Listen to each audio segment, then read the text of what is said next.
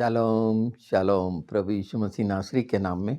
पिछले अगले होंगे कैसे? क्या है अर्थ आत्मिक वचन की सच्चाई के लिए हम ये दृष्टांत देखेंगे जो मत्ती 20 में है, और पवित्र आत्मा के द्वारा इस सच्चाई को अच्छे से समझ लें कि परमेश्वर का अनुग्रह और इच्छा के अनुसार होता है। मनुष्य की योग्यता के अनुसार इसका कोई मापदंड नहीं है। योग्यता का मापदंड संसार के लिए है, शरीर के लिए है, जिसमें लगा रहता है एक कि वो प्रतिष्ठा पाए, पद पाए, चाहे बहुत पुराना कार्य चल रहा हो, पर आधार अनुग्रह नहीं है, परमेश्वर की इच्छा नहीं है, तो निश्चित पिछले जो हैं इस सच्चाई को जानेंगे और वो परमेश्वर की दृष्टि में अगले होंगे। अगर हम मत्ती 20 में देखते हैं तो अलग अलग घड़ियां हैं। इन घड़ियों को भी जानेंगे कि अलग अलग जो घड़ियां रखी गई हैं, समय है, अवस्था है, मनुष्य की अवस्था जीवन की, बालपन से लेकर बुढ़ापे तक की। तो स्वर्ग का राज और मजदूरी का रहस्य कह सकते हैं अनुग्रह बनाम योग्यता। तो जो हमारा गृह स्वामी है, मतलब जीवन का स्वामी परमेश्वर, वो बुलाता है मजदूरी करने के लिए इस दुनिया में। ऐसा या बुलाया जाता है परमेश्वर अपने राज्य के लिए कि सेवा करें, परमेश्वर के राज्य की सेवा करें। बुलाहट सबके लिए है। कोई बचपन में आ जाता है, कोई युवा अवस्था में आता है, और कोई वृद्धावस्था में आता। बुलाहट सबके लिए कहा गया है। बुलाए हुए तो बहुत से हैं, बहुत से, अरे पूरे हैं। सबके लिए बुलाहट है जो मसीह में उद्धार पाए हुए हैं। देखिए, पहली घड़ी, तीसरी घड़ी, छठी घड़ी, 9वीं और 11वीं घड़ी, तो जान लीजिए ये जीवन की अवस्था है और युगों की योजना। इन बातों को दर्शाता है ये दृष्टांत। कुछ लोग पहले से विश्वास में होते हैं, कुछ अंत में आते हैं। लूका 23:43 बहुत स्पष्ट है, अंत में वो डाकू का आना, और अंतिम अवस्था में, अंतिम घड़ी में। अर्थात अगर देर से भी बुलाए गए हैं तो मजदूरी पूरी मिलनी है। स्वर्गीय राज्य का नियम, व्यवस्था का उल्टा, संसार की व्यवस्था का उल्टा। ये समझ लें कि स्वर्ग में जो मिलना है, अब उसे पुरस्कार बोलिए, तो अनुग्रह के द्वारा मिलना है, योग्यता के द्वारा नहीं। योग्य और पवित्र तो एक ही है, और हम सब जानते हैं वो हमारा मसीहा। जो पहले आए हुए हैं ना, वो अपने सेवा काल के लंबे समय से सेवा कार्य कर रहे हैं। तो ये दो बातें जो हैं कि वो लंबे समय की लंबाई और सेवा, इस पर गर्व करते हैं। बिल्कुल बोला जाता है हमेशा कि मेरी मिनिस्ट्री इतने साल की है, बिल्कुल बोलना चाहिए, पर सचमुच में वहाँ अनुग्रह या अपनी योग्यता का प्रदर्शन, ये बहुत गंभीर दृष्टांत है। ऐसे ही नहीं बोल दिया गया कि पिछले अगले होंगे। उसकी मूल वजह पर पवित्र आत्मा हमें ले चल रहे हैं, जहाँ हर बात बड़ी साफ साफ स्पष्ट आप देख रहे हैं, और संसार में आपको देखने को मिल रही होगी और सुनने को भी मिल रही होगी। तो पहचाने, पवित्र आत्मा पहचान करा रहे हैं इस दृष्टांत के द्वारा जो वचन में प्रभु यीशु ने कहा। यहाँ अगर हम देखें तो धार्मिकता बनाम अनुग्रह की लड़ाई, यानी सदूकी और फरीसी जैसे जो संसार में अपनी योग्यताओं के अनुसार कर्मकांड करवाते हैं, रीति रिवाज बनाते हैं, उसको दिखाया जा रहा है। अगर पापियों के पश्चाताप को नहीं समझा गया, क्योंकि पश्चाताप प्रभु के करीब लाता है। मनुष्य की योग्यताओं के अनुसार पापी का उद्धार नहीं होता, पश्चाताप करने वाला मन नहीं होता, अनुग्रह के द्वारा होता है। कि सेवकाई में जो अनुग्रह में आगे जाते हैं वो धार्मिकता का प्रदर्शन नहीं करते, बल्कि नम्रता से निवेदन, विनती और परमेश्वर की इच्छा को जानते हुए कि अनुग्रह के द्वारा ही होगा तो अपने धर्मी होने का, धर्म की व्याख्या करने का, संसार मतलब अपने आप को धर्मी दिखाने का। और कितना बड़ा ये सिंबॉलिक है कि ऐसी पहचान जब मनुष्य बना लेता है तो ऐसों के लिए वो समयों को नहीं देखा जाएगा, कितने लंबे समय से सेवा में, वो नहीं, क्या था उसमें। और अनुग्रह उसका आधार है, परमेश्वर की इच्छा है, और अनुग्रह स्वर्गीय राज्य के लिए कार्य करने की सामर्थ है और योग्य करती है उपस्थिति में पवित्र आत्मा के साथ कि परमेश्वर की इच्छा पूरी हो, पवित्र आत्मा के द्वारा वचन पूरा हो। तो यहाँ क्या हुआ, 20 मत्ती में अलग अलग समय पे बुलाए गए, खाली खड़े थे, चलो काम कर लो।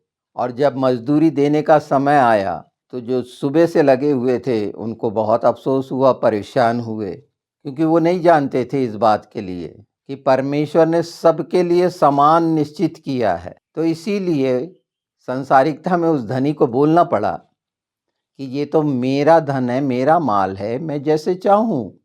इसमें क्या दिखा रहे हैं, परमेश्वर की इच्छा मुख्य है, उसका है सब कुछ। जो अपनी योग्यता पर गर्व करता है, घमंड करता है, वो इस तरह के मीन में एक निकालेगा कि मैं कब से कर रहा था और मुझे क्या मतलब। क्या हुआ, परमेश्वर के विरुद्ध में खड़ा हो गया, अपनी योग्यताओं को मुख्य मानकर अनुग्रह को तुच्छ जाना, यीशु के नाम में अपना राज्य बनाया। ये आप देख रहे हैं। और इसलिए नम्रता और दीनता की जगह कड़वाहट पाई जाती है।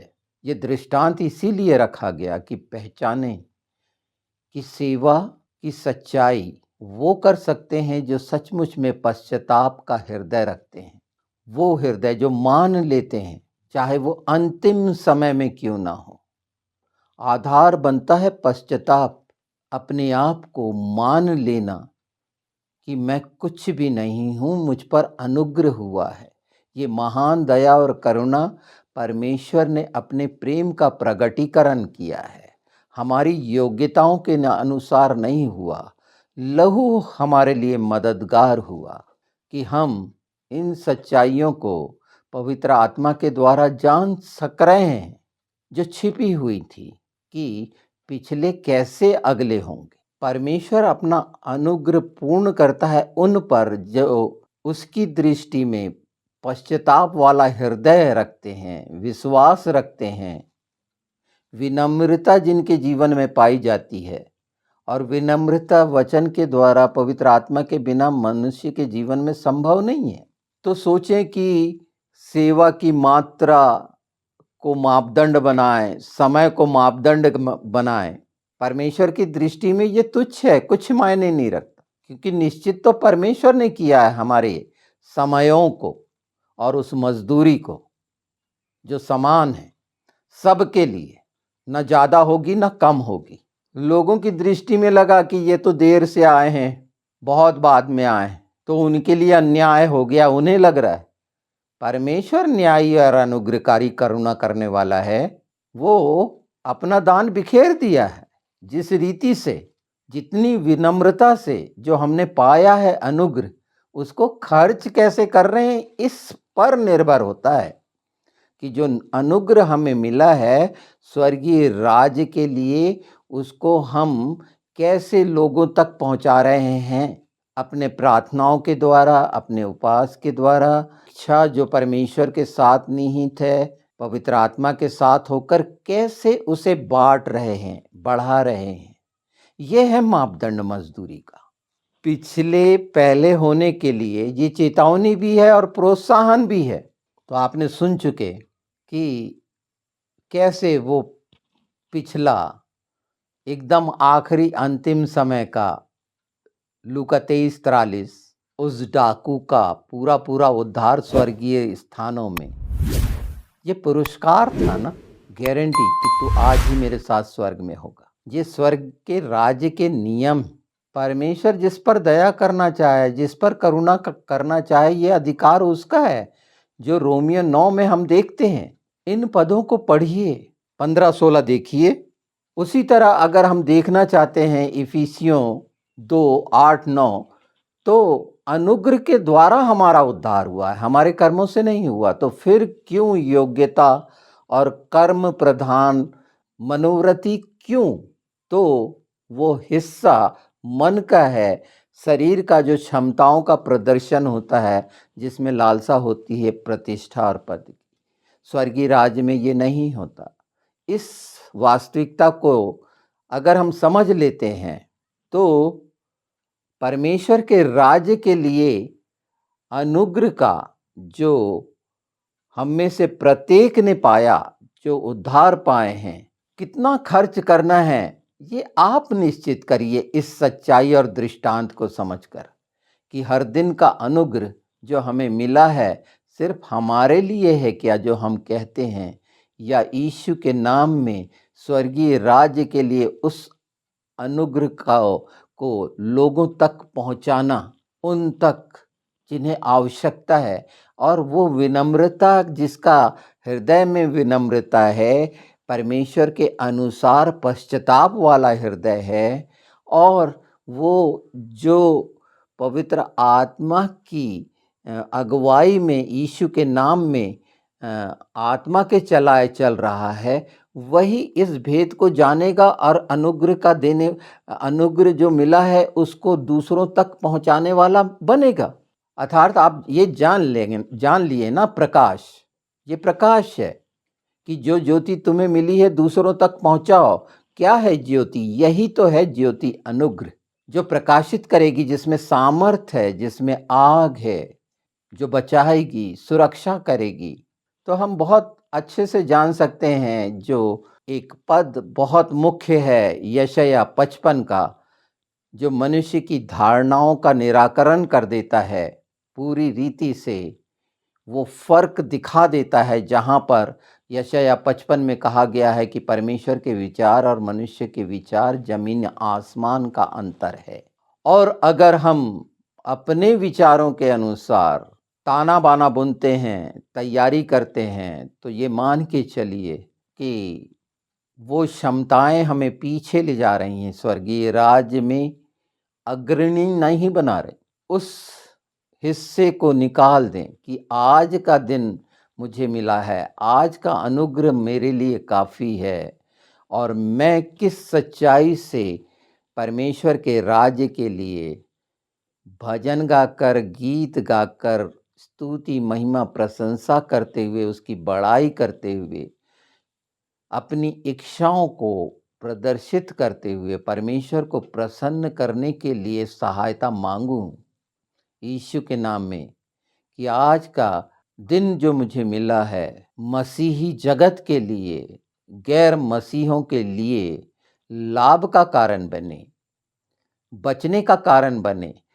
अंधकार को ये सब इसी रीति से पहचानने का कारण बने।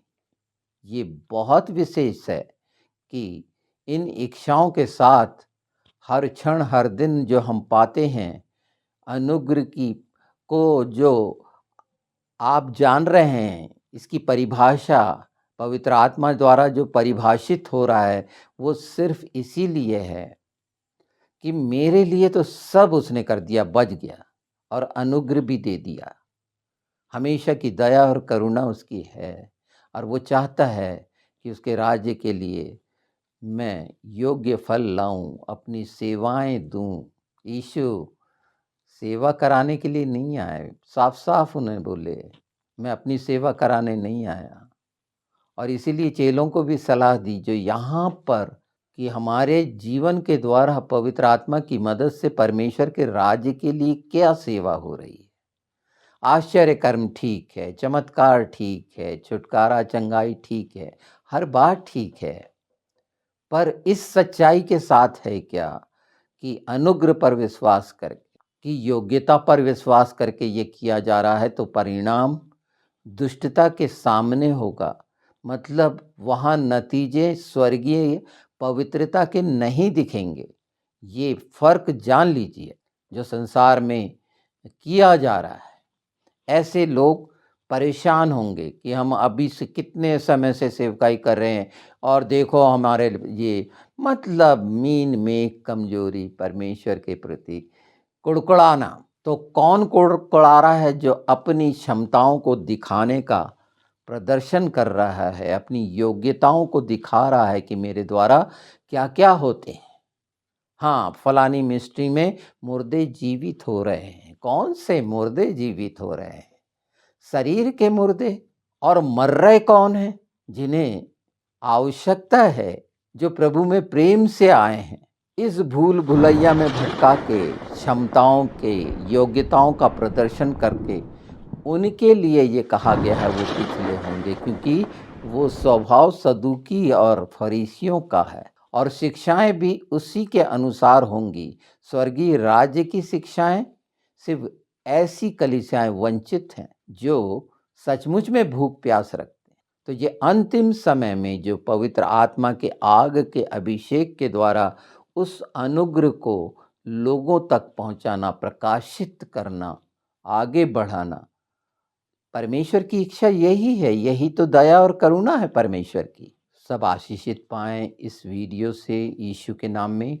इन सच्चाइयों के साथ आपको जो अनुग्रह मिला है परमेश्वर के राज्य के लिए, उसको बोने वाले बने, बढ़ाने वाले बने। उसकी महिमा होगी, सच्चा सम्मान होगा। उसके नाम को ऊंचा उठाना यथार्थ है, क्योंकि आज के समय के कोलाहल से परेशान हैं।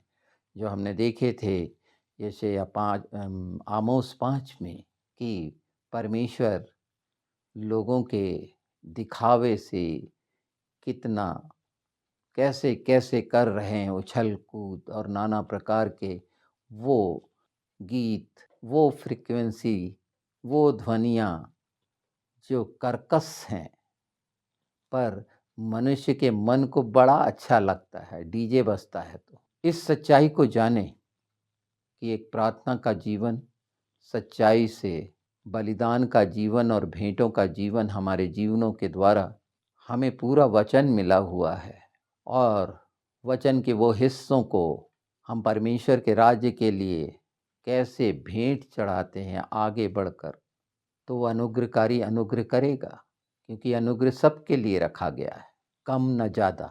तो आज आपने जान लिया कि पिछले अगले होने का क्या अर्थ है और आप पहचान सकते हैं शिकायत करने वालों की आत्मिक अवस्था। कौन किस स्थान पर है। संतुष्ट रहिए, आनंद रखिए, आपके लिए जो रखा गया है उससे आगे बढ़ाइए। अपने लिए सब मांगते हैं, परमेश्वर के राज्य के लिए। यही तो स्वर्गीय राज्य का भेद है जो रहस्य आप जान रहे हैं, और निश्चित इसमें आप आगे बढ़ने वाले हैं यीशु के नाम में, आशीषित होने वाले हैं यीशु के नाम में, वो महिमा का कारण बनने वाले हैं यीशु के नाम में, और प्रसन्न करने वाले बनने वाले हैं यीशु के नाम में। इन सच्चाइयों के साथ पवित्र आत्मा यही चाहते हैं हम सब मसीहों से, और जितने जल्दी समझ जाएं, क्योंकि परमेश्वर ने हमेशा क्षमा करने वाला प्रावधान रखा है जिनने अपने अपराध मान लिए हैं। पर नियम निश्चित है स्वर्गीय राज का, पिछले क्यों अगले होंगे। तो उनके लिए चेतावनी है कि वो अगले ही बने रहें यीशु के नाम में। तो सब मसीही अगले हों यीशु के नाम में, तमाम सेवकाई अगली हो यीशु के नाम में। अनुग्रह कोई ना भूले यीशु के नाम में।